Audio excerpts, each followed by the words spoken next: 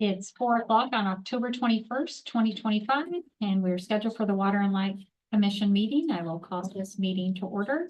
Trina, Yes, Mayor Morris, here. Commissioner Tankersley, Here. Commissioner Elmer, Here. Commissioner Garvin is on a leave of absence, and Commissioner Macy Baker. Here. Great, thank you. So now it's time for a work session scheduled to discuss the fire hydrant charges, and I invite utility rate analyst Trina McManus to introduce the item. Yes, thank you. Good afternoon. At the September 16th, 2025 water rate public hearing, there was a discussion relating to fire hydrant charges. The commission requested that staff schedule a work session, and we are here today to continue that discussion. Staff received a list of questions from commissioners regarding the history of hydrant charges, industry methodology, and cost of service calculations. Some of the questions were answered in my memo that is included in your packet material. The remaining questions will be addressed in 2 presentations.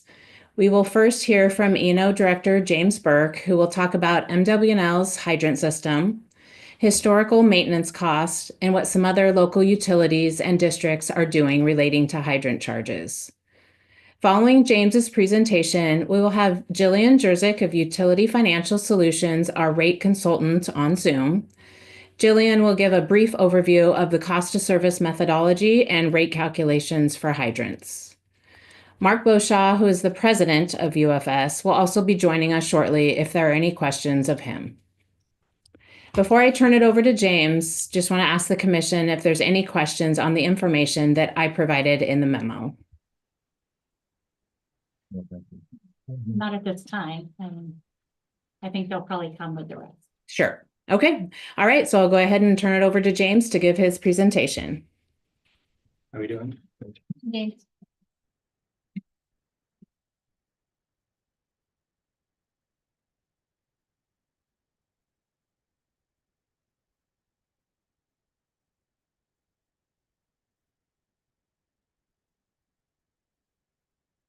James Burke, Engineering Operations Director. As we're getting that set up, just like to kind of talk to you a little bit. I'm going to walk through these kind of slow. So if you have questions during this presentation, it's really meant to be more interactive. So if you have questions, feel free to interrupt me and get clarification as we kind of walk through it. Starting off here. So I'm going to talk about ownership, maintenance, and regulations just to kind of start things moving forward. There was a number of questions like Trina mentioned. This is set up to kind of give you a background on hydrants in our system. And I'm going to also touch on just more general what we do in Oregon and across the nation in some regard. I'm really focused on Oregon and McMinnville Water and Light. So we have kind of a reference point here. So as we know, McMinnville Water and Light, we are part of the city. So that's an important piece to understand is that we're a municipal utility. Through that, we own those hydrants. So hydrants are part of the city. They're owned by McMinnville Water and Light. And that's common in Oregon. The water utility generally owns the hydrants. It's part of the water system. We have skilled staff that's trained, certified to work on that, mostly for public health purposes, but also to go through and install a hydrant, take apart a hydrant. It's part of our drinking water system. It falls under Oregon Health Authority's requirements to make sure we have qualified staff for that. So that is our responsibility on that. There's a responsibility also on the fire department, where we're helping us and making sure that the fire hydrants are maintained. Their responsibility falls under an OER also, and also falls under the Oregon Fire Code. They can adopt local codes also that are more constringent if they see as necessary, but most part it has to do with the hydrant placement that comes from the fire code, the pressure requirements, the flow rates, the pipe size that the hydrant's attached to, those kind of things. When we install a hydrant, we don't see typically a firefighter out there doing the flow test. It's usually a qualified staff member doing the flow test. If they ask for that information, we provide them that information. It varies among different fire districts. When they were a department, we did have staff come out and witness some fire flow tests. We had a little bit more interaction with the fire marshal at that time as well, but each fire department handles it a little bit differently. It seems like across Oregon in regards to the hydrants themselves. You might mention also we maintain a model. A model of the water system. We do. We maintain a water system model. For flows. For flows. Yeah, we know the pressure at the hydrants. We know the flow of each hydrant. We have a lot of information in case they come up with that and ask those questions. We have that there. There is an OAR also tied into this because there is some, when they're drafting these up, people understand that it is part of the water system, but it's also a portion that's used for fire prevention, for fire protection. So because of that, they give some leeway to water utilities to go back and give the commissions or councils ability to collect fees on that or a rate to set rates for it. So that's also something that we should keep in mind when we're moving forward on this, is kind of everyone kind of pays their portion of it.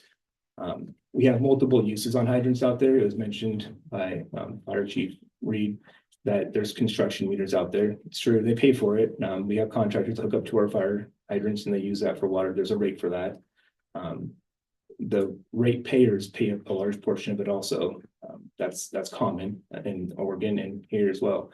And then you're going to see as we kind of look at the presentation that there are some different municipalities, municipal water utilities, or even water districts that have different relationships with the fire departments or fire districts, and they share costs, or there's an agreement there, or maybe the water utility just does everything to absorb the water rates.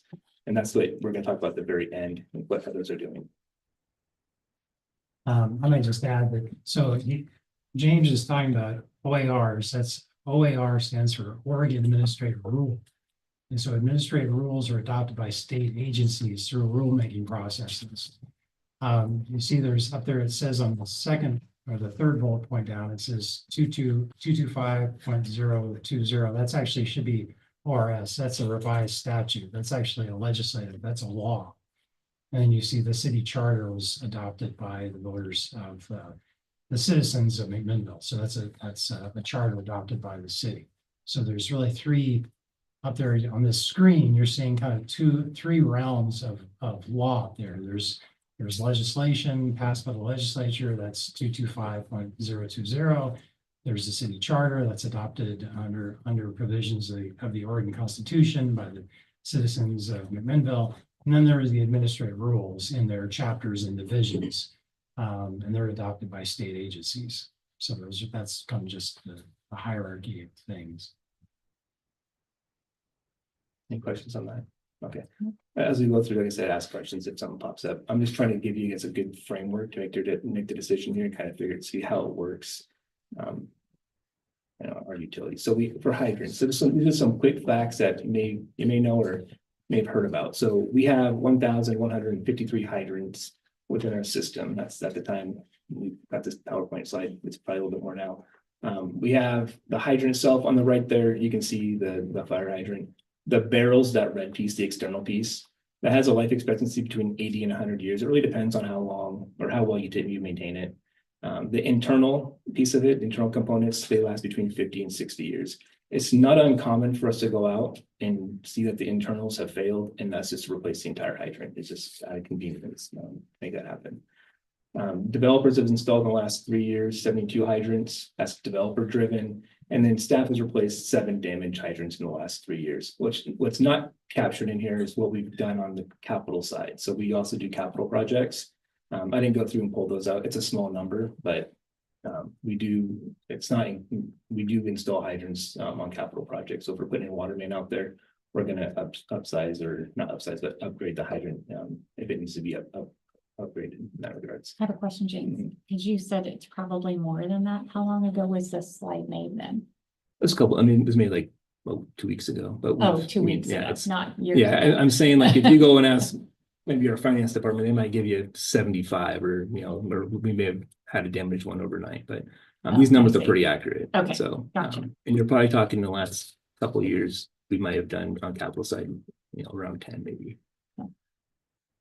So the average fire cost, like fire hydrant cost, is around $6,800. James, is that the cost of just the hydrant, or does that include our installation cost? That's the whole thing. So I was talking about the purchase of the hydrant, the installation of the hydrant, Great, thank you. concrete, asphalt around it, wherever you have around that.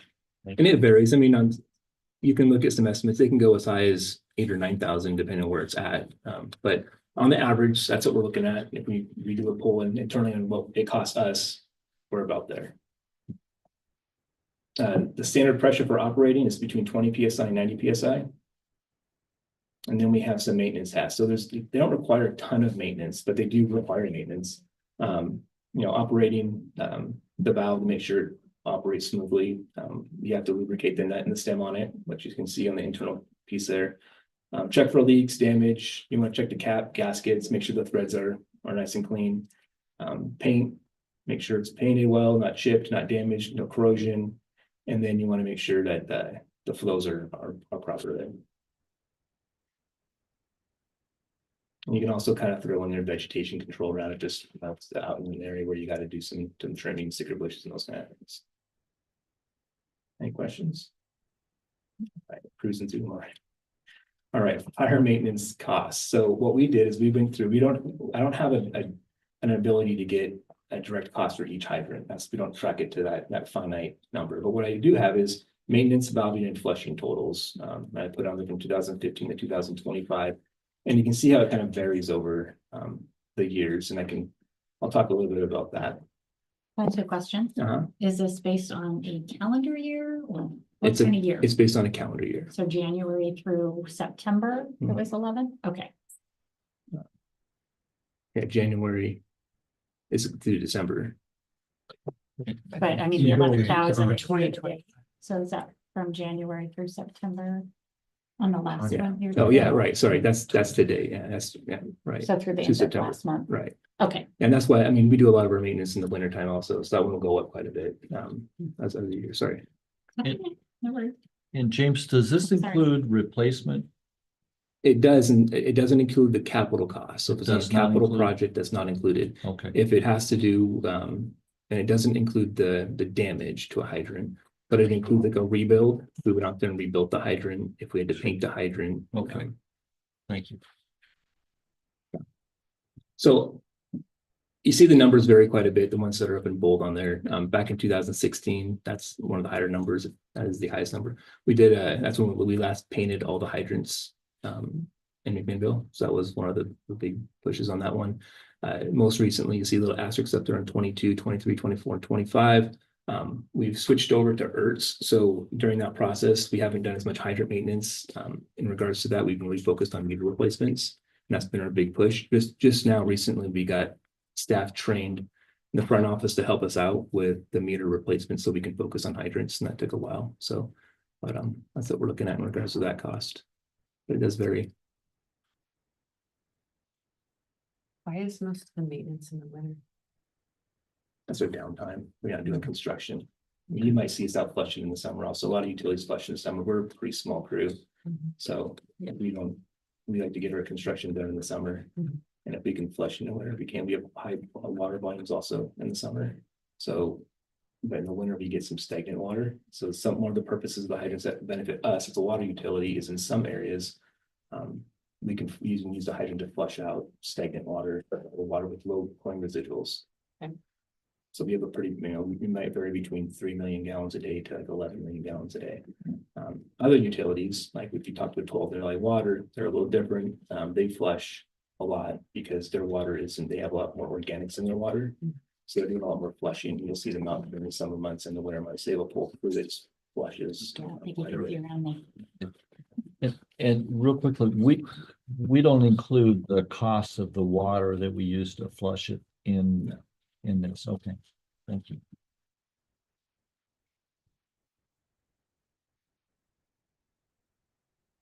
What are other utilities doing? So I did a pretty broad search on this, and there's more cities and others. I've called quite a bit of them. These are the ones that got definitive answers from in regards to it. And I was trying to compare, like we're a municipal utility and Maple Fire District. So I was kind of looking at trying to compare apples to apples in regards to that. And that's how I kind of broke them out. And I think it's important to look at, is the water utility municipal? Is the fire district municipal, or is it a district? And how does that plug into it? Because what I found in my research when I was talking to the other utilities, that does make a difference. And how the interaction plays out, who pays for it, and how that works. It seems like on here, like was talking with City of Milwaukee. So and you can just kind of read the comments on it. You have a couple of them, like the fire districts, they exercise, like Clackamas Fire District, they'll exercise the hydrants. they'll grease the hydrants, they'll help out with, in regards to some of the maintenance on there. As well as, the E-Web line, you have Rainbow Water on there. What was that? Boring Water District, they're another one in regards to that. And some of them have no agreement, some of them are just like, we work with the fire department, it's a verbal agreement. They go out, they flush them, they grease them, they do vegetation control on them. And it's usually has to do, it's not the fire department staff, but the firefighters that are out there doing that work. They usually have like seasonal that go out there and do that work.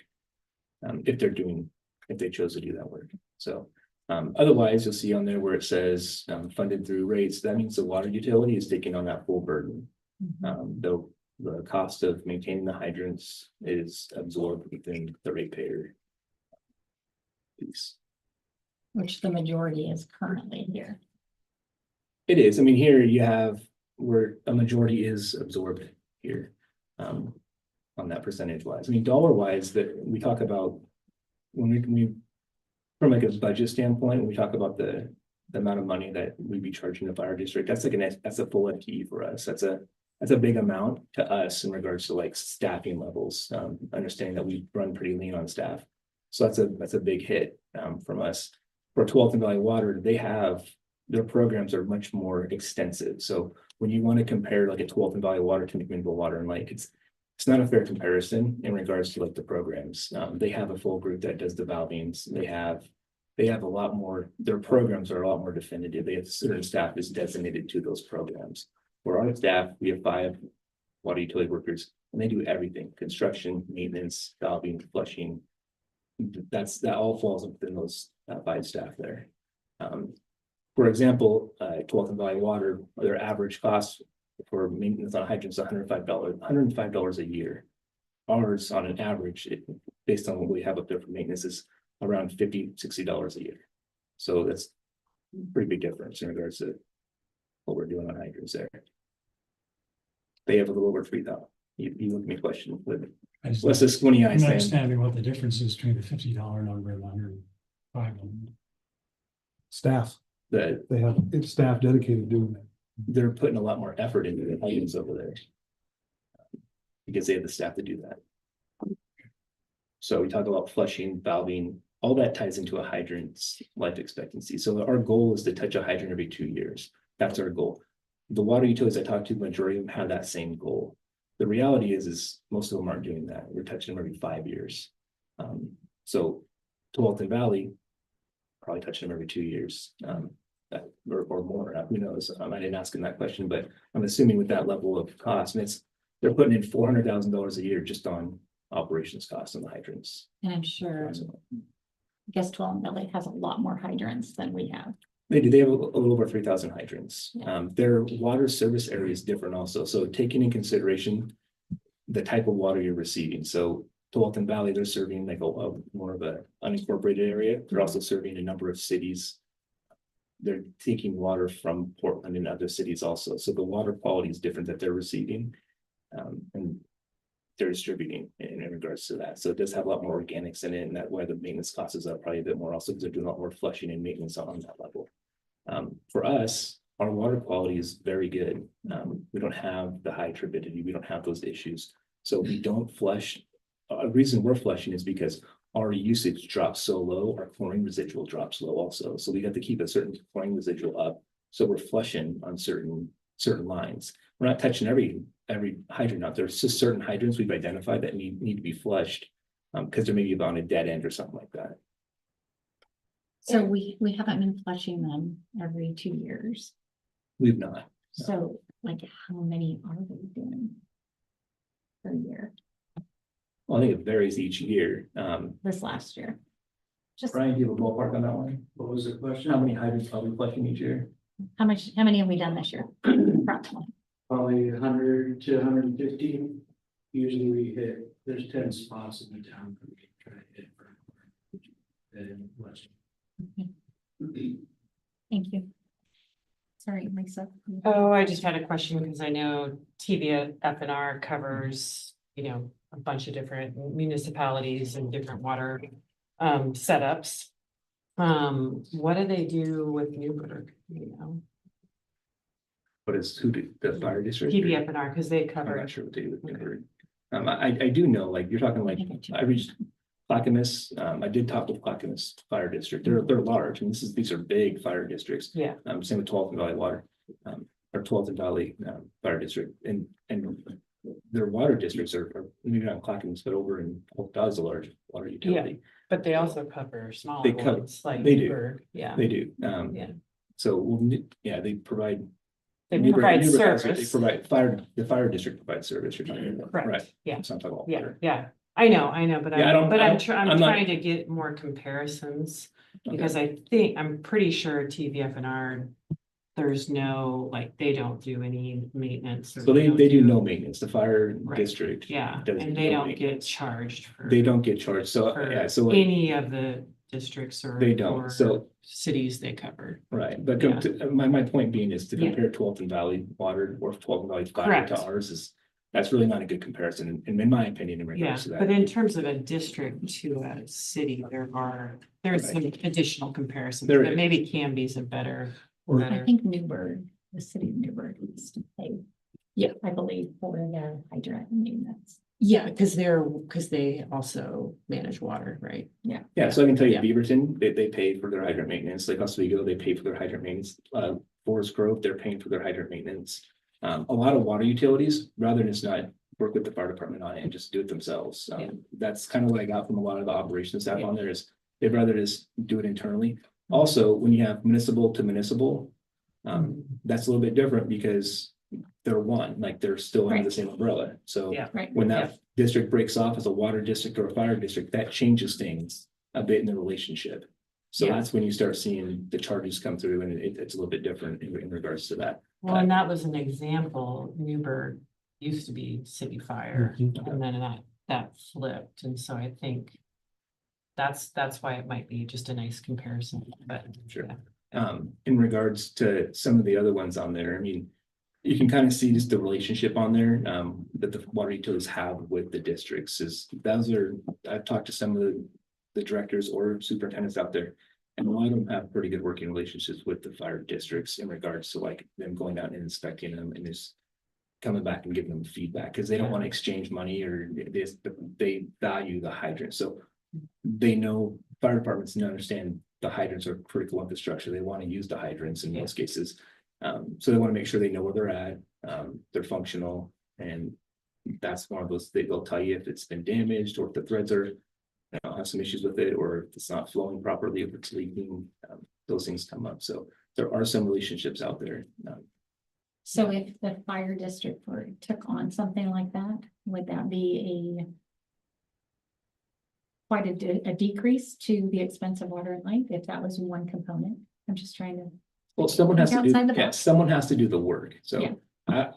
I mean, I don't care who does the work, it has to get done though, right? I mean, that's. Right. Whether it's, I know like when I was talking with eWeb, they're owned by the city, so the city owns the hydrants, eWeb maintains the hydrants, they're in transition right now. To change that out, and you can read about that, it's gonna be a little bit different, but, the city wants to get out of they want to get out of, owning the hydrants. But the fire department over there, Eugene, Springfield Fire, they have a good working relationship back and forth, it seems like, in regards to maintenance and maintaining those hydrants and making sure they're functional. I personally be open to that, it just has to be done, so, I'm just trying to give you guys information in regards to like how the maintenance is taken, so you can make a good decision and kind of have And an I don't, understanding. I hopefully you are not offended by a question. No, Yeah, Because I just trying to figure out what are some ideas, what are some thoughts, Yeah, and what are ways? that's what I'm trying to show, if there are Yeah. some utilities that have the fire department working with them. Right. I think it was Boring Water District, they have a situation where they get a form filled out and they come back to the water district for damage and they know what hydrants need repaired. They don't do the fire district is doing the flushing, the greasing and the maintenance, the brush around there. From my understanding, they have seasonals that go out and do that work for them. Mhm. And then they get a report back on what hydrants need repair or have damage on them or need touch up or whatever's going on there for that. And there's probably some kind of collaboration behind the scenes in regards to that.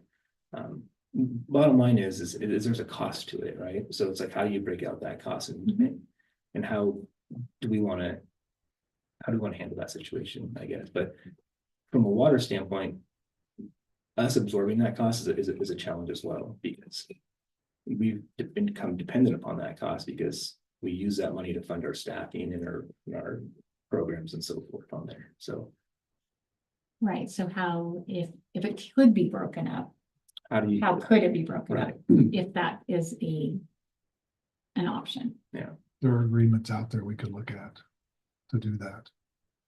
Yeah, I do see this, I mean, when in the world of water, talking to other directors and what, I do see agreements that are gonna be coming out more in the future. It's Oregon, California, Washington, they have a lot more agreements out there. You can go into Washington, they won't be challenging funding agreements with cities, water districts, even within cities and cities, on these things.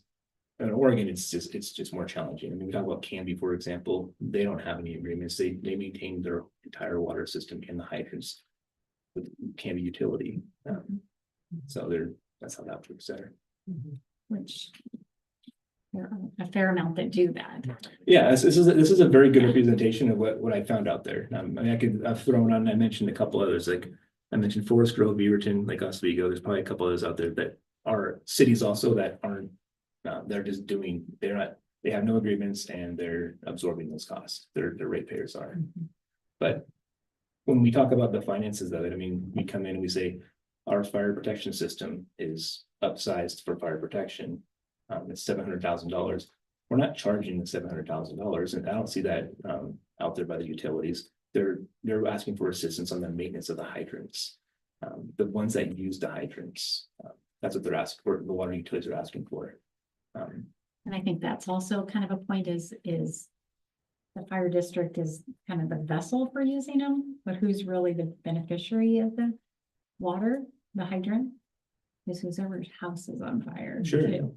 So is it, and that's where, again, I don't know the answer. This is probably one of the hardest things to try to work through since I've come into office.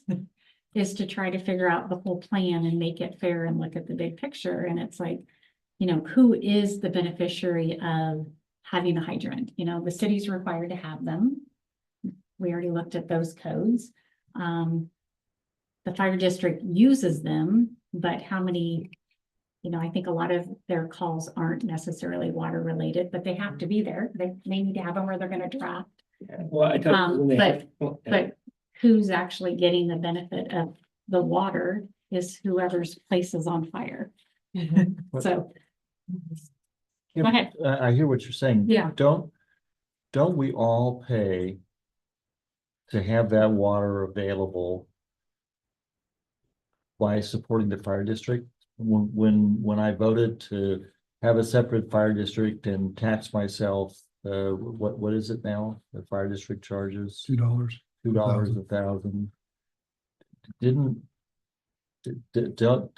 that what I bargained for? That they would put the fire out if my house caught on fire? Yes, but I guess I would say, I don't know that specifically in that did everybody know where the hydrants were and who paid for those? No, I don't So- think that was on anybody's radar, but I mean, isn't the logic of, well, that the person whose house is on fire benefits from these hydrants?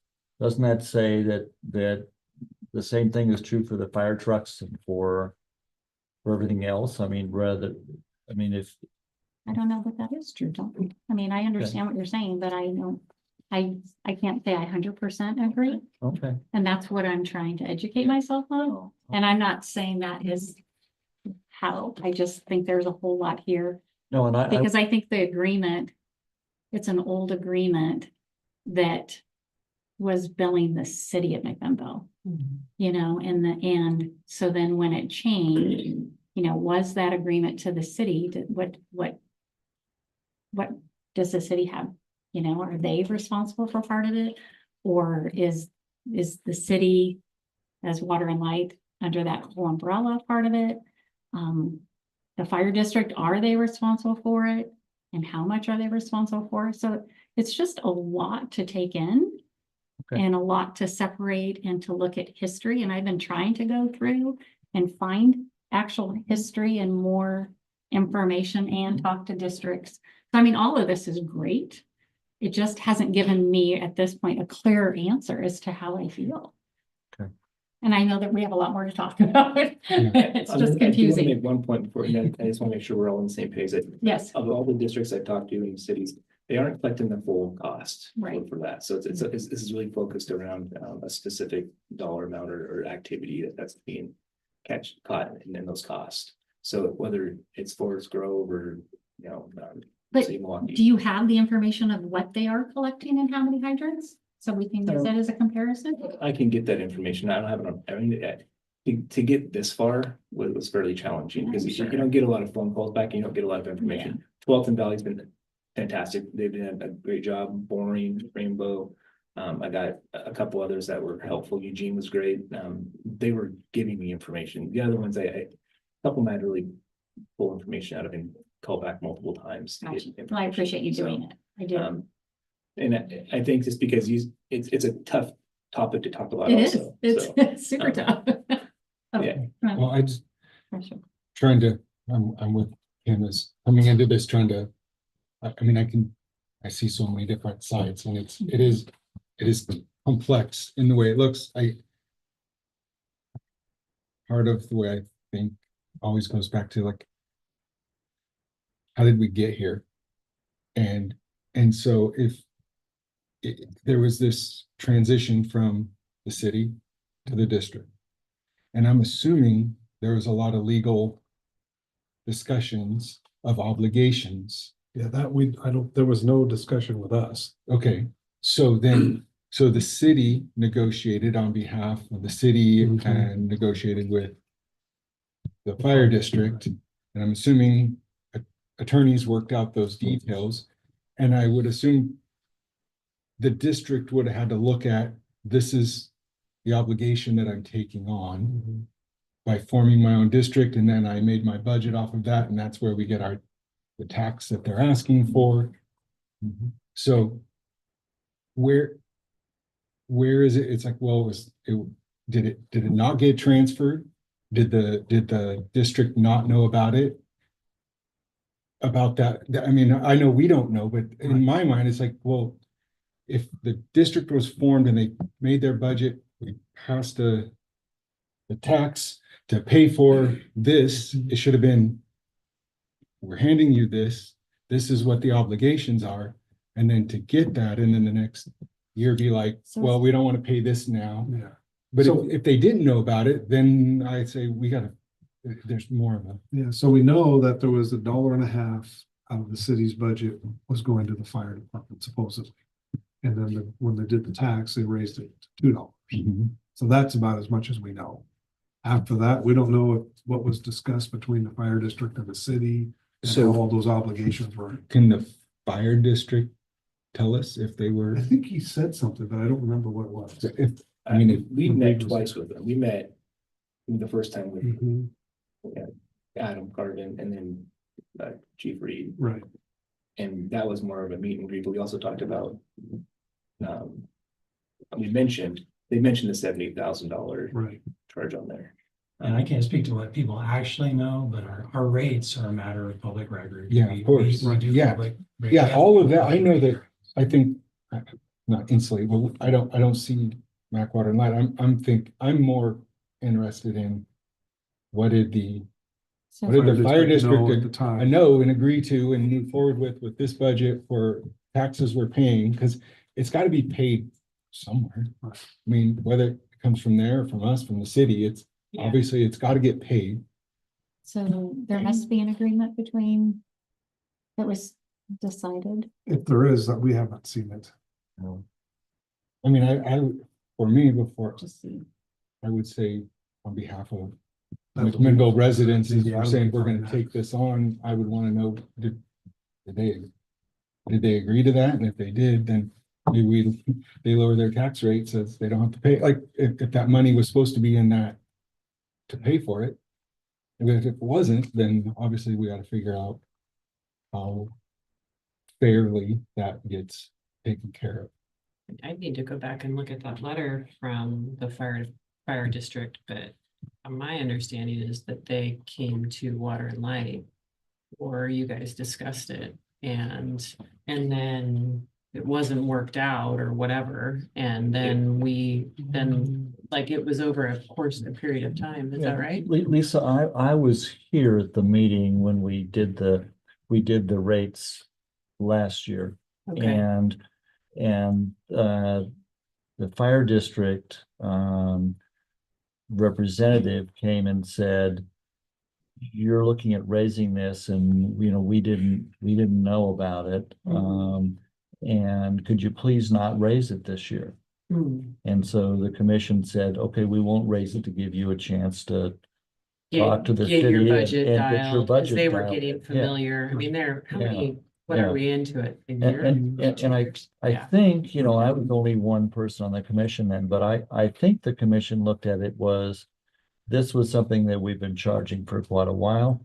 This is something that is paid and it was, staff made it clear that this was a relatively small percentage of the total cost of service of providing the hydrants.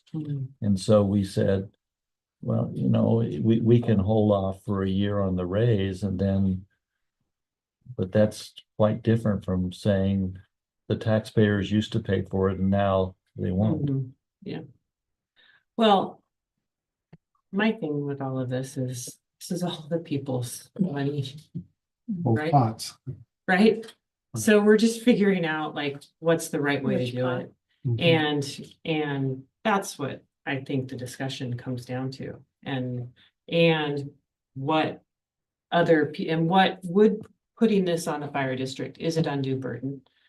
Is it then taking away from their ability to get to us on time when we have issues? Because that's what they do more than anything, right? Is they do run medical calls. Like, are we taking away from essential services from them? Do we have the ability financially to cover this? Like, are there ways? Well, and I think that was what the mayor was pointing out. Is there another way Yeah, where water and light doesn't take on, because we're just gonna have to raise rates to cover the cost. are we? Mhm. Are there other ways to do it? Well, that's. Are there other ways to, other than raising rates? And I know that we're talking about changing workload, maybe putting some workload on the fire department Well, or fire that district. potentially But be but one what way. about other parts of our budget? Are there other? Are you saying like I reduce? mean, we get a something lot of somewhere money else? from certain, is there other ways to manage the budget to cover $90,000? Well. So. Than to like- put it back on to like. So you're talking operations costs, not capital costs. It's a little bit different in regards to that. There's not a whole lot of, I mean, there's not a whole lot out there in regards to the water side. That's just. It's not like electric. Yeah, the electric's a bit different on water. The programs that we have are required by the state. The staff levels we have are probably lower than any other utility. If you look around, that's one of the reasons our rates are so low. right. We have very good staff and we do a lot and we stretch ourselves thin in regards to that at certain times. So, I mean, it's very challenging when it comes to the operations side. Yeah. Capital, you have a little bit more flexibility with, but on the operations budget, it's really tight. So like with our timber sales, But now that all goes to capital cost. So that's what James is talking does about. it have to? Well, that was a Well, commission decision. that was the commission's decision. Can we talk about that? Let me help you on that. So, years ago, our water rates were actually less than what it cost us to produce the water. Uh-huh. And we looked at that and decided that what was happening was that the timber sales were subsidizing the water rates. And we thought, the commission thought that was a problem for two reasons. One, you're actually, economics would say you're encouraging the waste of water because you're charging less than what it costs to produce it. The second and more important reason, frankly, was that we knew we had these capital projects coming up. And it was raising McGuire Dam was the big one, and expanding the water treatment plant. But looking now, those projects are tiny compared to what we have on the future now with the with the Willamette source and, and expanding the treatment plant again. So I think that the commission in the past anyway has said we really should use the timber revenues for capital things, and because otherwise you'll just start picking that away and it won't be there. And in terms of these other costs, the experts can talk about it, but we haven't always looked at costs of service. We just sort of looked at, well, that sounds right, in the beginning. And cost of service is not a science. They will admit that, but it's an attempt to say, okay, what do things cost to do? And I'm pleased that we're not charging anywhere near the cost of service calculation for the hydrants, because we have other uses for them. There is a public benefit that we've recognized historically. So I think there's a balance between collecting the full cost of service like we do from everyone else, and letting them, and then basically having the other ratepayers subsidize them, which is what it would be. So what I In was gonna, addition to the property taxes they're paying to the. so going back to Tom's point, we're probably in the master plan or water master plan, which lays out our capital in the future. You remember the number? I think it's 250 million is what we're looking at down the road. I think it's somewhere in that range, 200 to 250 million in expenses or in capital projects over the next 20 years. Which would include a second treatment plant, the transmission main project, which has gone from $24 million back when we did the master plan to what, over 70 million, 80 million now. So that's one of our challenges that we're going to face, is just the enormous cost and materials that have, they're outpacing everything we're doing. And we're not alone. Everybody's in that boat. Yeah, we've reservoir we gotta look at some point. Yeah. So how did we get, I just want to try to understand that we're not charging them all the wholesale, which is $42, which I totally get. I'm trying to figure out how we determine what we do charge them and how we got there. And then you wanna also wondering, Go back to I this think- year, you mean, or on the No, I maintenance? think what the mayor's asking is, where did we the ever? cost is 42, we're only charging 12%. Yeah, how do we decide that? And I understand that the commission agreed to increase Right. over time, but just trying to figure out how, again, trying to think of ideas, is how do we determine that? And I think that might also be hard for a newer entity, and I don't know because I haven't asked them this, but that it will increase over time as well. That's for another, property that's another taxes, point, is you so- could always set the rate tied to a percentage of the total cost. Right. So that's Mayor, another, Mayor, perhaps that's a good segue. We have UFS on the line to share their presentation about cost of service and rate setting, so perhaps they could help with that through their presentation. That'd be great. If Lillian, do you want to go ahead and present? I'm good. Yeah. Thank you. Mhm.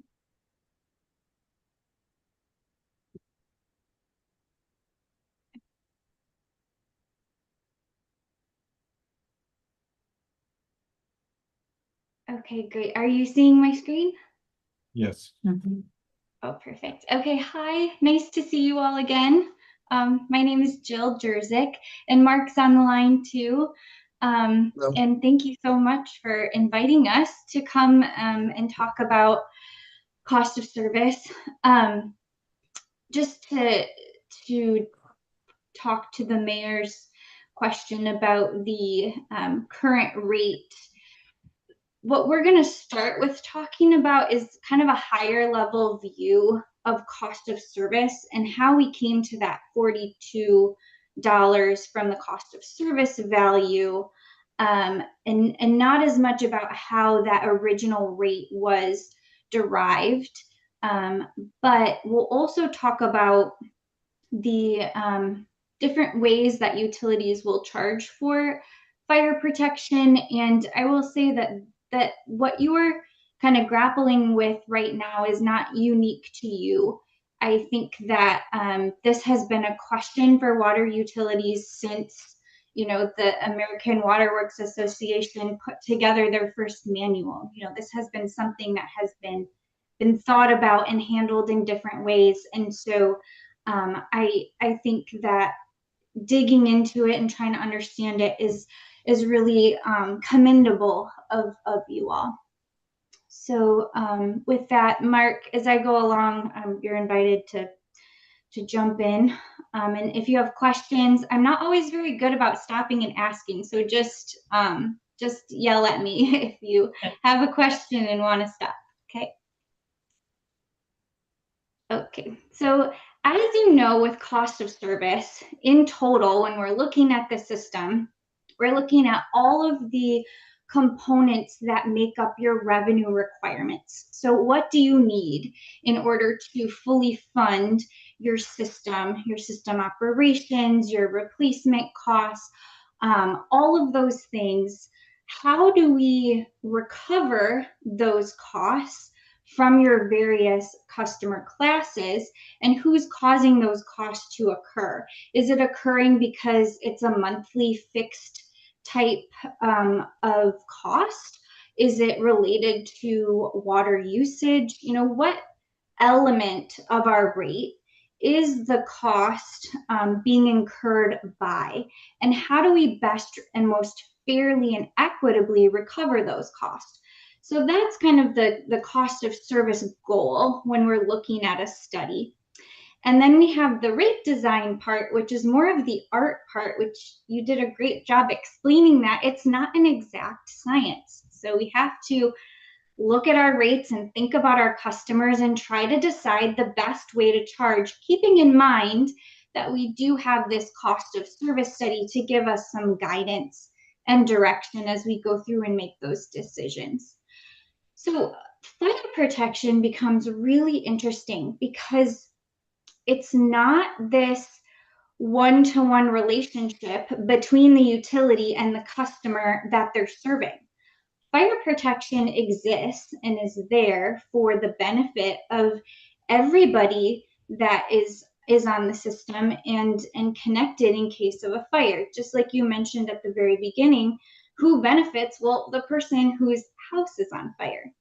So how then, when we're going back to our cost of service study, can we reframe this kind of indirect benefit to a fire, you know, district that's handling that, to our constituents that we are serving, and how can we most fairly allocate those costs? So starting with that, we want to just get to, well, what is the revenue requirement that should be allocated to fire protection in total?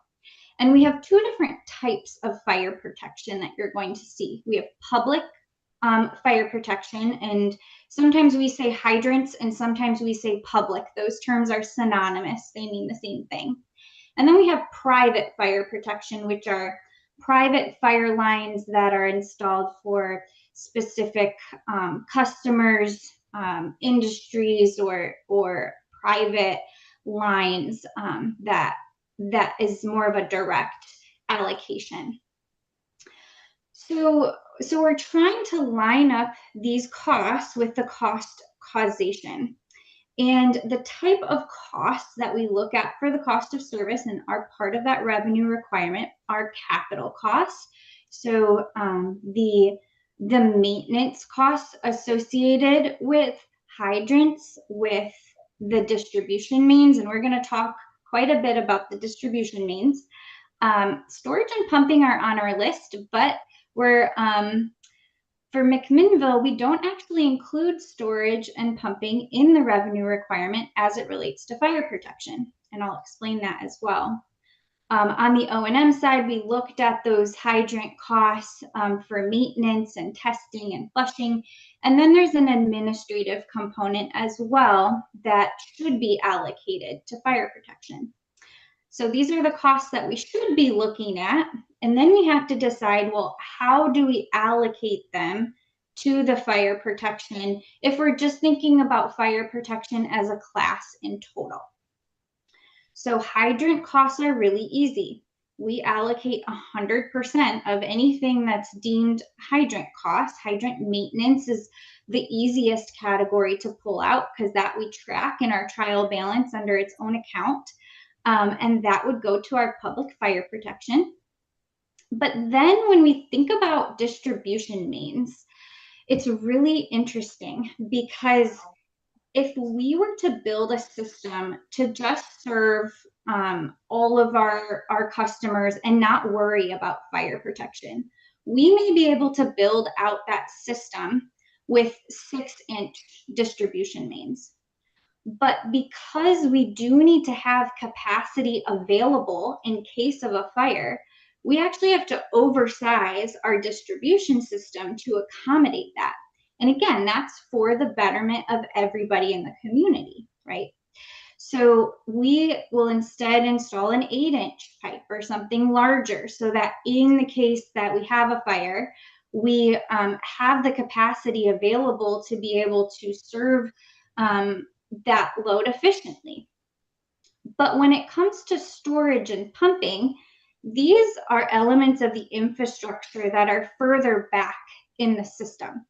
So it's not as closely related or geographically, so to speak, in the infrastructure to our customers. So because storage and pumping is back further and it's more intermittent in the system, we maybe would have to reduce the availability of water to others if there's a really big fire, but we wouldn't be incapable of serving the load like we would be if we didn't oversize the distribution mains. So we don't need to oversize storage and pumping because of that intermittency. Whereas with distribution mains, we have to oversize them because we would be incapable of serving that fire load in the case of an emergency. Hopefully that part makes sense, because that is a big part of what the American Water Works Association outlines in their N1 manual as far as how to think about the capital related distribution costs for serving fire protection. And that's part of the state law, correct? Or not? Oversizing? So the BWA is. I'm not sure if it's part of a state. Federal. Yeah, the Is it? oversizing for 6-inch is per the Oregon Fire Code. That's, you have to have a 6-inch line to feed a fire hydrant. Minimum 6-inch line. So minimum 6-inch, and we do. Why don't you just stay? You need a minimum 6-inch line to serve a fire hydrant Okay, on distribution. and we're putting in 6? We are, Or our 8? standard is 8 So why are we choosing to go bigger than 6? to meet demand and then for fire flow. So some areas we have 4 inches out to some areas we have, but we have to make sure we have a minimum in there. And we're also upsizing, remember the cost to replace that main later on. If that main's gonna last 100 years, we need to think 100 years in the future. Is that gonna be, that 6-inch gonna be big enough in 100 years, or do we want to do something bigger now? Since we're only paying the incremental cost of going from 6 to 8-inch, which is pretty minimal. So 6 inches required, but we're doing 8. Our standard is You're 8. doing 8 because your city's growing. You gotta push water further out, so you have to have more. I wrote down here. Maybe the wording or the message we send, because as a developer, it's always, you know, the story is for future development that we're paying for. So maybe some of the language in there should be about the hydrants as well. And remember, we don't charge SDCs here, so that's another thing. And then the developer pays, you know, the cost of putting in the infrastructure in the development, but they're not paying the cost going all the way through the system. They're only paying at the development. Yeah, and you made a good point in regards to that, going from a 6-inch to an 8-inch, the cost is very minimal. So real quickly, how much does the upsizing from 6 to 8 add to your number or the cost of service number? Can you tell us roughly what that is, please? So we, in the cost of service study, when we do the allocation, we're using the 6-inch to allocate the cost. And correct me if I'm wrong, Mark, but that's what's in our demand factor. It's a little different than that, and that I think it explains a little bit better in the next slide, but there's a certain methodology that's outlined in the M1 manual on the determination of the portion of the mains that goes to fire protection. And they look at the fact that most areas can be served by a 6-inch, but to accommodate potential fire flow, those lines are traditionally upgraded to 8-inch. So, and they only use a certain portion of the distribution infrastructure. In other words, you have lines of various sizes going through your system. You may have a 12-inch or 16-inch line that serves an area. But the way the M1 manual works, it only looks at the upsizing cost for 6 to 8 inches. Anything above 8 inches is excluded from the analysis. So it's a very minimal portion of the distribution system. It's not the whole thing. So I think it might explain a little bit better on the next slide, Joe. I don't know. Yeah, right here. These are I know this is not the actual calculation, but you can kind of get an idea. The total revenue requirements for all the fire protection, this includes private and public and hydrants, is about 755,000. That upsizing, if you go down to the bottom, the infrastructure portion of it, you see inflationary increase or return that's 114, and depreciation expense of 227. That's the allocated cost of the upsizing of the mains. So it was about 340,000, about half of the 755, a little less than that. Excuse me, Mark. What does 23 mean? Distribution mains inside, yeah. that upsizing too? No, So that's this is the allocated portion of the labor, Okay. material, supplies for the system. That's the maintenance part of it, of the distribution mains itself, the 372. right. So this cost number 25 is related to the slide that we saw previously that had, like, going back to 2015, all of the hydrant maintenance costs. So I had looked, because the cost of service study was done with fiscal year 2023 data. So I had looked back to 22, looked at 23 and a projected number for 24. And so that 3,500, that's where that came from, were those numbers. But then we have to look at, again, we're looking at the distribution system in total. So the upsizing between the 6 and the 8, like Mark explained, and the maintenance allocated to the lines in total that relate to that upsizing. And that's the 372. Excuse me, a little follow-up question here. On the maintenance of the distribution mains, 23, what percentage of that, of the total cost to the utility is that? I knew you were gonna ask I think that. it's around I will 20. look it up. It's usually around 25%. It's a little bit, you have transmission and distribution. Transmission is the larger lines. And of the Okay. distribution portion, But I'm trying to figure out what percentage of what you think the distribution maintenance is allocated to the fire hydrants. I believe it's Of the about total. 25% of the system. We can look and find it. It's Okay. It's 29. usually calculate 29. Yeah, usually Mhm. calculates out around there. And then why do you allocate, make sure I understood correctly, 25% of the maintenance of the distribution mains to the fire hydrants? Because we have to maintain the distribution lines. and they're benefiting from that maintenance. We consider them a customer. So in other words, when we maintain that distribution line, anybody that benefits from that distribution line should pay for the maintenance associated with that line. I understand that, but I don't understand how you got the 25% number. Oh, I'd have to go into the cost of service, but in a nutshell, what it is we look at how much it would cost if that portion of the system was built out at 6-inch lines, in a sense, theoretically, using a 6-inch. Then we look at how much it actually costs to build out that line. And that differential between the 6-inch, if everything was built at 6-inch, and the cost that was actually incurred, that difference is allocated to fire protection. Mark, I'm sorry, I may have not understood here. I thought the answer was, this is just maintenance of distribution mains, not the installation of them in 23. Is that, did I misunderstand?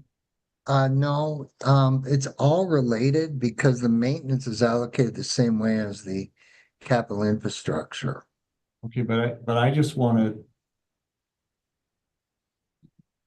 So that 25% is based on on your calculation of the cost, the upsize cost being 25%. Is that what I just heard you say?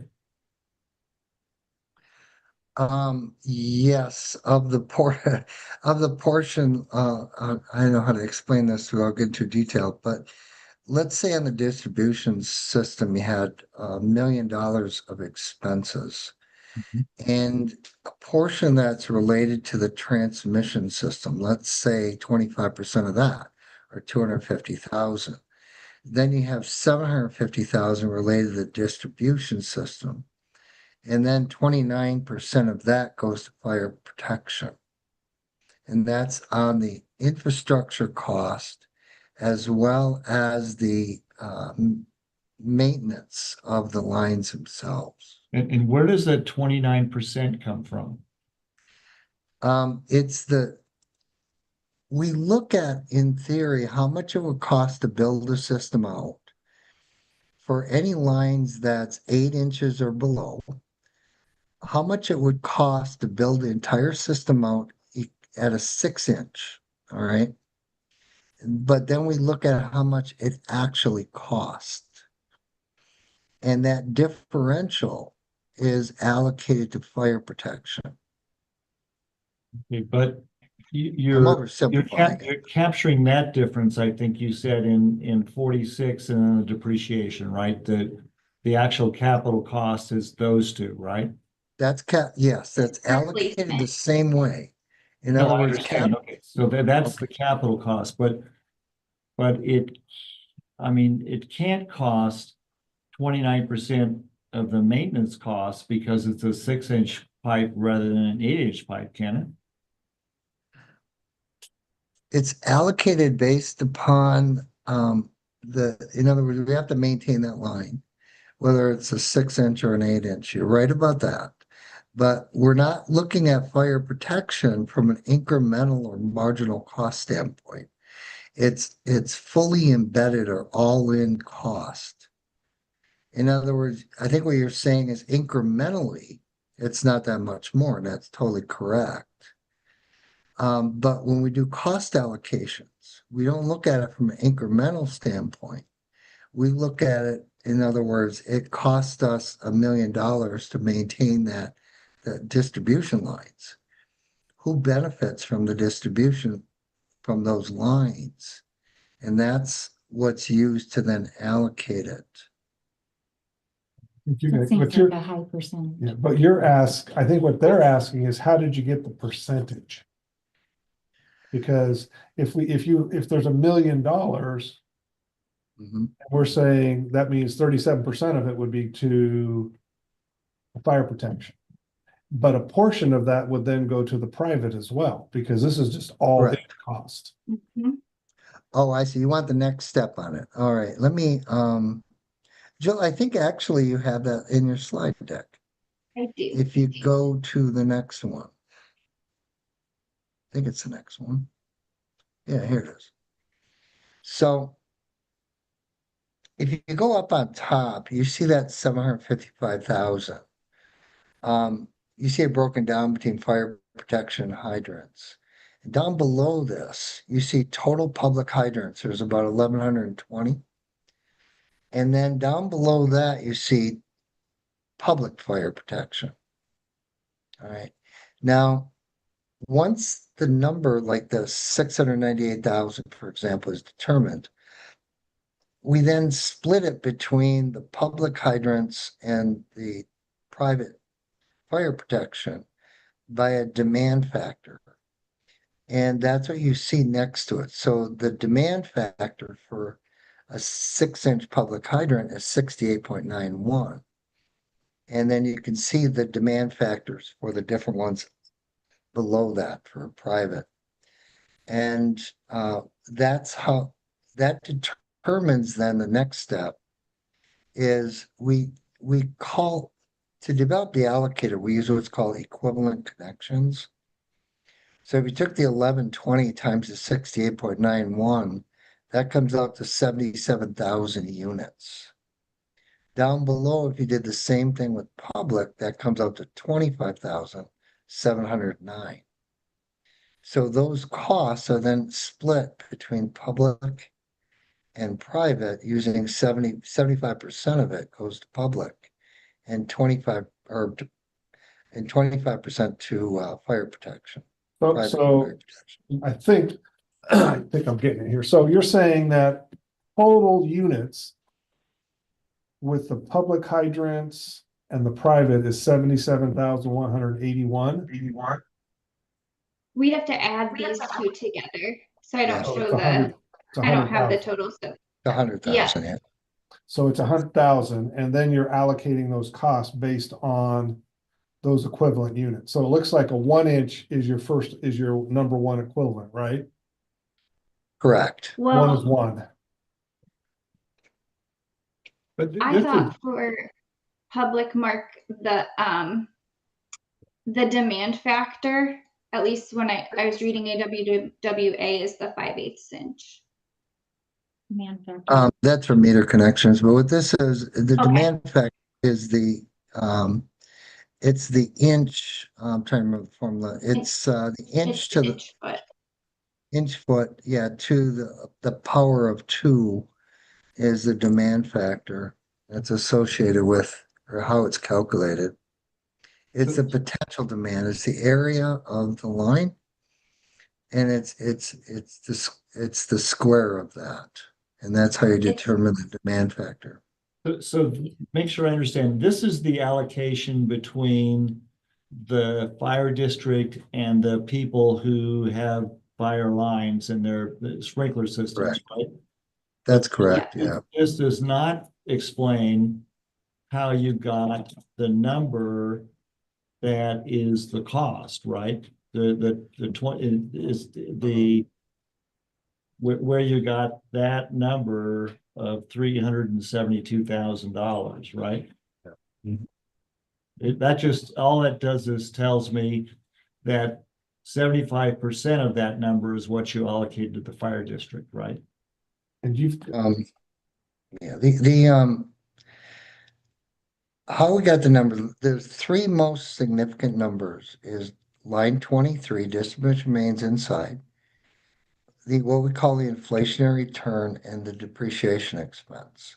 Of course, that makes up most of that 755,000. Those numbers are all allocated identically in the same fashion. In other words, we have a line.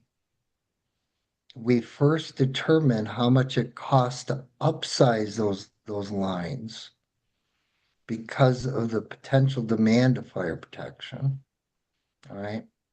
Now, once that's determined and that number came out at 29%, we then looked at, we have to maintain that line. That's the number 20, that's the line up on top, 23. That distribution line needs to be maintained. Well, how much did it cost us to maintain the distribution system? And then 29% of that is allocated to fire protection. Because we're not looking at it from an incremental standpoint, that would be unfair. We look at it from an overall allocated, like everybody benefits from that. So fire protection gets 29% and the system, the other customers get 71%. Does that make better sense? Because we're not looking at anything on an incremental basis, not with this part of the study. Started. Definitely don't. So the $372,895, there's a number in our financials, or however you want to look at it, that you take 29% of that number, Yes. okay? Yeah, so the total number is, here, is like 1.25 million in that line. Okay, and the 29% is essentially based on the total of the system, the whole distribution system. You're looking at the whole distribution system, excluding the transmission, Right. because so it's and then you're taking that distribution system and looking at it in the perspective of a 6-inch line. So you don't care about the 12s or the 8s or whatever. It's everything's looked at as a 6-inch because that's the minimum you need for the fire hydrant. The minimum you need to provide service to customers. It's the oversizing portion that we're allocating to fire protection. Right, So in other words, oh, go ahead.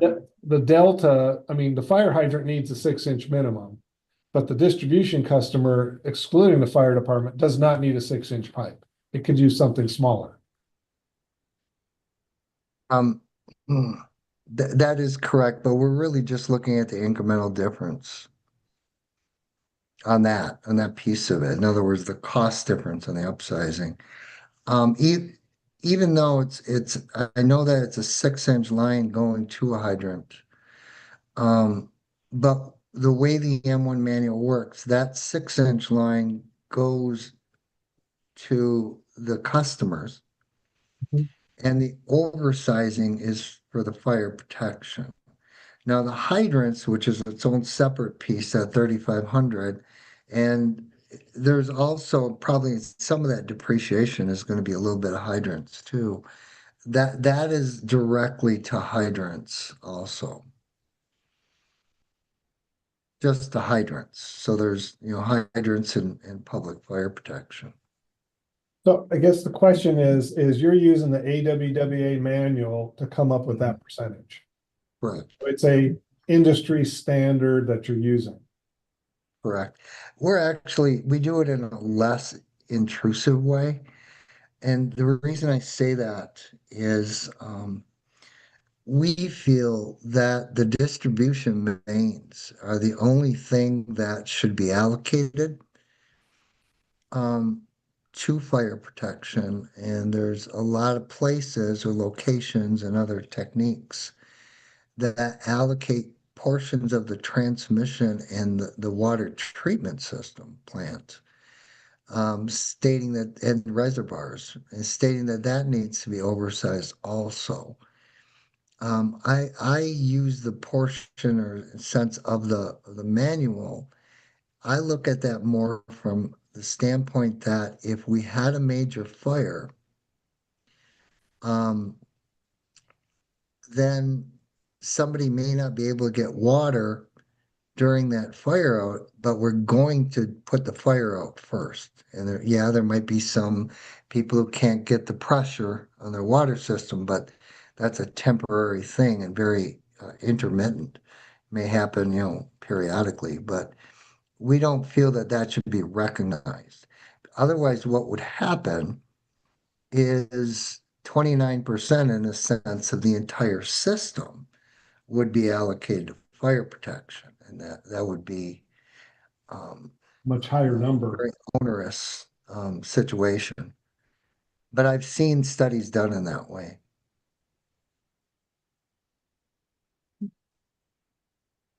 And then the difference gets split between, so the 70% would then gets allocated across the other meter sizes. That's for the distribution, yeah. But the way that we do it, the storage, the pumping, the treatment, the raw water, that's 100% to customers. And the only thing to fire protection is just the hydrants and the oversizing of the distribution mains. Because these meters are for private fire, not for public. Correct. And just to help me understand real quickly how you get the rest of the numbers, an example would be the timber revenue. Why do you add back? And I understand that you're adding that back to the number or deducting it from the number that it would be the revenue requirement. Correct. Why do you deduct $48,000 of timber revenue from the revenue requirements?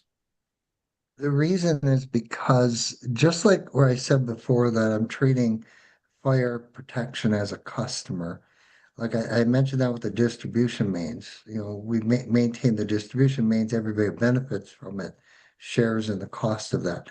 It's the same thing with the timber revenue. We get a certain amount of timber revenue in that helps lower our overall revenue requirement.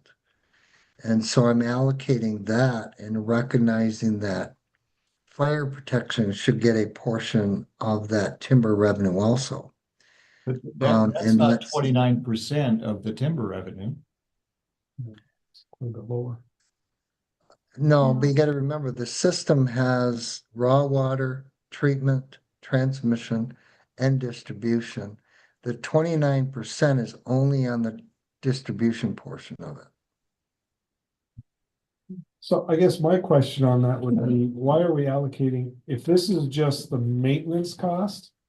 Mhm. Because we're using timber revenue strictly for capital only. So are you saying the 48,000 is really going against the depreciation? Going against the depreciation, yes. Okay, Okay. And then like employee and community, Right. I'm trying to Those understand are- what all of these represent. From cost of service to. but these are all operations and maintenance costs. These are not capital costs. The capital would be in, I guess, total plant depreciation. Yeah, I'd be in the bottom two numbers Yeah. that are on that. So, But everything else. The, is above that. so 26 to 34 is O&M, and then 23, which we got a little out of order here. So these and 23 are O&M, and then 35 down to 45 is admin. Okay. And then these bottom two are replacement cost. So we recognize that through depreciation and then that inflationary component so that we can fund our capital replacement when the time comes. That's why you're deducting the timber revenue, a portion of the timber revenue. Got it. Correct. Okay. This is not an art. This is not a science. Yeah, the other thing, just to make you aware, in the timber revenue, I allocated that in the study on consumption. So and so that did artificially give less timber revenue as an offset to fire protection. I was just looking at that. I don't think so, Mark. You wrote that down, but the actual calculation, I'm sorry to butt in. It That's all right. says it's using rate base. So we must have switched. Right base. Okay. Mhm. Okay. Yeah, the math is I had it math. written down as consumption, but okay, we did use rate base. Okay. We did, yep. And so that's the annual cost that they decided or calculated, I should say, in 2023. Yes, because we're in our second year of our rate study. And quickly, to be fair to Mark, I learned that it's an art, not a science from him at the first presentation I went at a conference. So this is, Mark has always been real upfront about that. Thank you. I do want to, and this is only my opinion, obviously, but, it's not unusual. It's very common, as you saw in the survey, that when you look at the 755,000, it's not that the number that's shown here is incorrect. It's becomes from that point more of a social type decision in that, I remember the utility I worked for example, and when you look at who benefits from fire protection, it's the people who own the homes, all right? And if you have a bigger home, you probably benefit more, but you're going to pay more in property taxes. So if you pay more in property taxes, then you should pay for fire protection. Now, but it becomes so burdensome to say 755,000. So a lot of utilities, like what Jill is showing here, will take a portion, they may charge some of that to fire protection. But if we want to recover it based upon home value, in a sense, or the best proxy we can for it, then the meter size has somewhat of a proportionality to it, to the value. And so, really what we're trying to get at is fairness to customers. So what we're doing now is we're taking and putting a portion of that public fire protection into the meter charge to try to replicate, in a sense, if the number was actually charged appropriately to the community and recovered from the customers or the citizens through property taxes. We're trying to be as proportional to that as we can by recovering it through the meter charges, the size of the meter. Now that split obviously becomes more of a decision by the governing body as to how much do they want to recover through property taxes or through water rates. Now, what we're doing here, and this again is my opinion, if the water ratepayers and the fire protection area is identical, then this is going to be just fine because you're collecting it from the same group. Where the disconnect can come in is when you have the citizens, the water utility ratepayers, if they're in a different service area, or in other words, the fire district's larger than the water utility service area, then you have a group of customers in this window that's paying for it, but a group of customers out here is benefiting from it also. That's where the disconnect comes in. And that's the more of the subjective part of it. Because if it was in fact recovered through property taxes, then these customers out here, not just the ones in the window, but the ones on the outside would pay for it also. And pay their proportionate share. So it becomes it's the fairness that I'm trying to get at and trying to say, and fairness, as they say, is always in the eye of the beholder, right? And but some things are direct. And what's direct in this is that when you are only charging this group of people here, but the people benefiting are this here size, then the people that live in this window are being charged too much, and the people who live outside that window are not charged enough.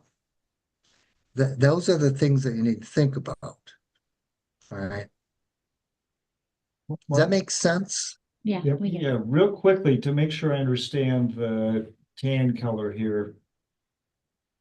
Under our current rate schedule, we're charging $5.37 a month per meter. Per hydrant. Is that correct? Yes, And you have increased the customer charge and we have imposed that. The amount shown per month. So the an inch meter is going to be $5.23 a month times the number of inch meters. Is that correct? That is correct, yeah. And those two numbers, if you multiply the hydrant number by the number of hydrants and these numbers by the number of meters, you'd end up with the cost you allocated toward public fire protection. Is that correct? Great, thank you. Correct. I don't think we ever got to how we decided how much to charge. you mean the $5? I think that has been something that has just, so if you go in your packet, there's actually, I think Trina provided a chart. Right, I saw that, but I mean, how did we, I think it just started over time and it's just. Arbitrary, not Mar- arbitrarily, But it incrementally. increased, it's incrementally increased over increased, time. yes. Because if you go back to the 1961 agreement, I think it was, we were gonna charge $1. And then the Right. 1991 agreement was $1.05. And then I think after that, over time, it was rate increases after that. so I guess that's also a concern, Yeah. I guess, that I'm trying to look at too is, how much will that go over time? Right. And can it be What- sustainable? Yeah, what percentage of the cost you've calculated is recovered by our current rate? $5. 70,000 out of, oh, you have it there. Oh, I So don't have the it's- percentage. well, about 12 or 13%, it looks like. Okay, 12 or 13%. Okay, Is not recovered. is recovered. Yeah, that's the total of the total. It's Of the total. total. Is that right? A total of 70. 12 or 13% is recovered Right. and 87 or 88% is paid by the meter charge cost? Correct, yes. Thank you. Oh, 12%, you're the fire district. Yeah. Yeah. fire Yeah, I get pays that. 12 and the other customers pay 88 or 87% of that So cost. how much, what's the total amount then that, never mind. I'm just trying to think if you It's the 576. take what, just to The look at charge. comparison, what the $70,000 divided by how many ratepayers, what would be the increase? If you add Um, it, Not saying that's what we're doing. But it's No. 576,000. And there's 70, so it's about $500,000 is being recovered through the customer charge out of 9 million 70 divided requirements, by 1,002. I believe. It's just handicapped. What would that be about, close to 5%? So in other words, the water rates are about 5% higher to pick that up in total. Right, but I think what the mayor They're all was estimates. Yeah, the mayor was asking of the 70,000, if we take the total number of customers we have divided by 12,200, so it'd be roughly about $5 a year. 580 So Yeah, five. yeah, it'd be relatively So minimal. it'd is be a 48 cents. But it would raise, a month. yeah, our customer 48 charge. cents a month. Yeah.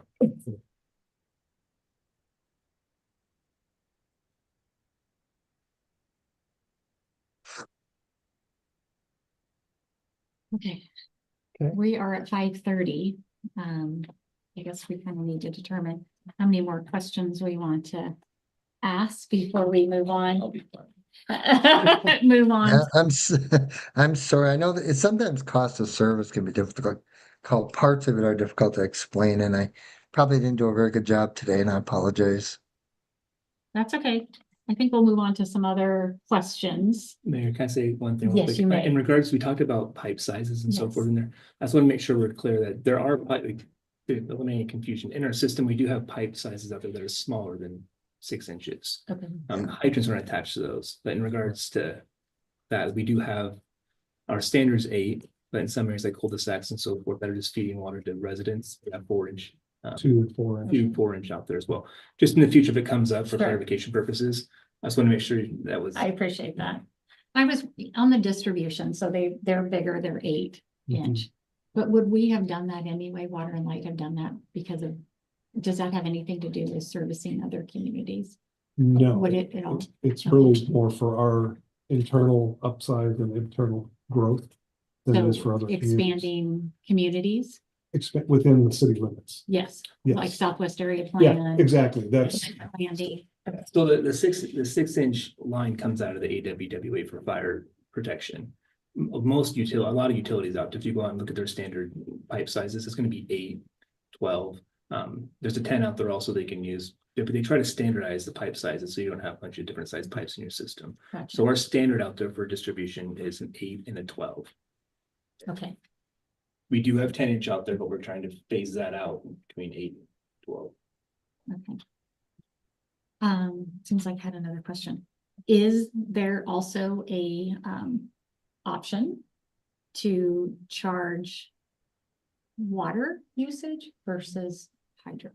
Or, you mean for the fire district? yeah, is that even an option? And Well, we would have to, the question would be, do you meter fire hydrants would be onerously expensive?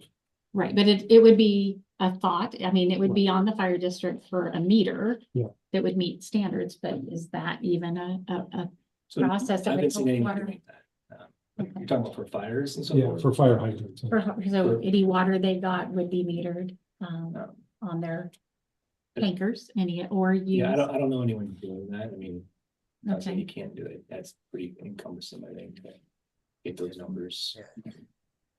They don't use a lot of water unless there's actually a fire. That's the Right. problem. Right, Yeah. it's true. Questions? Trying to think, I tried to write all mine down.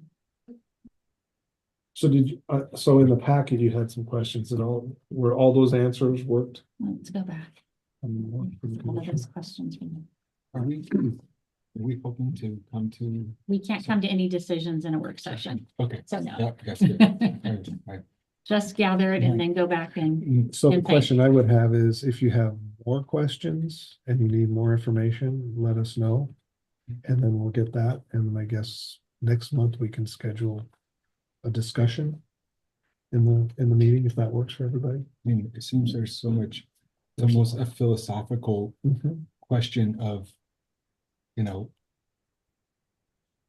we have this for the benefit of the community. Mhm. I know that somebody has to pay it and the way my brain works, I come back to that. It's been paid a certain way for so long. Why is it changing? Mhm. And is there a good reason to change it? And I don't see it as necessarily a benefit to the fire department. If a department was a for-profit agency, I would say, well, that's a benefit to them because they make money by doing what they do, but they're not. They're there to serve the community as we are here to serve the community in a similar. So. Yeah, but it is I can make an argument for every Both ways. direction we're talking about. And then as a developer, I go, I pay for an 8-inch line to go through I pay for it. Mhm. It's supposed to last 100 years. Right. Do we not have a budget that says, we budget for 100 years from now? It's like, not every line is gonna break in a Right. community at Same one time. time. It's not like we're gonna be like, we gotta replace whatever that 3,000 lineal feet of pipe. It's so much, eventually. We have that in our budget. If you look at our budget, you will see we have an annual pipe replacement Yeah. program. Yeah, we and do so that. so it's like the upsizing of it, I get that gets a little murky to me of, what that was actually intended for, because a lot of it's for the growth, but it is for the benefit of a fire hydrant. But, how does our future budget, if it's being paid for by someone else, and we got to think in 100 years, we might have to do something. So typically, if somebody else, like a developer, pays for it, we do not depreciate it. Because it was a contribution and aid. Okay. And so what'll happen is we don't depreciate it until we spend dollars to replace it. Okay. So So is that distribution line maintenance, though? What are we doing with that cost? So I'm just, that would be for repairs, you know, main breaks. Let's say we have a main break when I go out there. That's just general maintenance. It's general It's maintenance. It's not- the crew time to go out. They may have to flush or do whatever maintenance they're doing on the water system. And what's that? Just, And on the water system in general. Yeah, on the Yeah. I should say the distribution system. That's why they've allocated. How- This is a. Yeah. How does depreciation work for is it? Does it have a value to Mac Water and Light as there's no? So part of our rates go in to fund depreciation. So we don't, like you said, we don't pay taxes. Yeah. So basically, that obviously lowers our rates because we're Yeah. not paying taxes. And Okay. so the depreciation is part of our, and we do, it's like 2.3, 2.4 million, maybe a year. That all goes back into our rates and we recover that annual depreciation in the rate. Anyway, okay. That's good. So I guess the question is for the commission going forward. If you want to look at, and have a meeting in December or November. And then any additional questions you want to ask or any other thoughts and have those for us for the yeah, I November think meeting. I still have questions. Yeah, and that's fine. That's, Tom does too. yeah, and that's fine. Yeah. That's why we're doing it. Yes. Yes, We don't necessarily I need could- it in a work session though. no, I don't think so. I think we have some communication though that has to happen. Right. Of course, we can't all talk, but questions need to come to you. Yeah. And Okay. James. If I could make one request, because sometimes when it gets into cost of service, and sometimes, like I was struggling trying to explain some of the things, it makes it easier if we know the question ahead of time, if possible, especially a detailed one like that. We can do a far better job of explaining it. I felt like I was jumping around too much to really help you understand it, but you know, if we can know, if it's possible, if you know what you're thinking and have a question, just forward it to us so we can prepare. It'd be a lot better. So. Okay. Okay, so are we in agreement to end the work session right now? So we're gonna end the work session at 5:37. Thank you. Thanks, Thanks for Mark. your Thanks, time, Jill. James. Thank you, everybody. You. Bye-bye. Okay, so we're gonna Good night. move on with our regular meeting, 5:37. Okay, are we all okay? Need water, anything? It's good water. We're It gonna- We're gonna is. jump right into it. I'm drinking it right now. You want to take a little break to go to the bathroom? Yeah, that's fine. We're gonna just stop for a minute. Thank you, everybody in the audience. Let's wait for just a minute. Before I just go.